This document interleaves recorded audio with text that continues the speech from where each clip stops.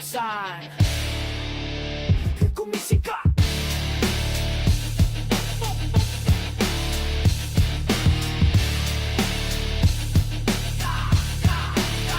Tanso sa kalsada, buhay ang biglang nakuha sa kanto ng bula. Luha ang tanging tumulo, alkalde ligay ng hiyaw ng mga byuda. Hustisya'y may ilap para usok sa hangin. Walang ligtas kahit sa gitna ng liwanag. Bawat kanto, takot na siyang naghahari. Di na ito ang lungsod na aming kilala. Dugong pumapatak sa mga bitak na senado. Kaya ba, ilang bangkay pa ba ang dapat mabilang bago mo buksan ang pintuan ng iyong tanggapan? Ang pioneer, pinuno-puno ng mga kabaang tunang kapital. Ngayon ay dagat ng dusa. Huwag kang pikit sa sakit ng iyong nasasakupan. Ang bawat putok ng barela, banta sa kinabukasan. Kailangan namin ng kamay na bakal para sa kaayusan. Isya para sa Jensan, isigaw ang pangalan. Isya alde, pakinggan ang boses ng sambayanan.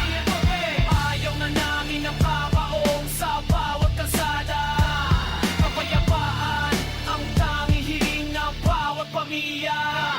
Hindi sapat ang salita, kailangan namin ng aksyon. Ang mga kriminal tila walang kinatatakot ang leksyon. Sa labang alat kalumpang gulo ay naglilipana. Ang pag-asa yung unti-unting nilalamo ng mga bala. Ikaw ang pinuno, ikaw ang aming sandigan. Bakit ang aming mga anak ay natatak at lumabas? Ibalik ang seguridad sa bawat sulok ng timog, bago pa ang lahat ay tuluyang maging abo.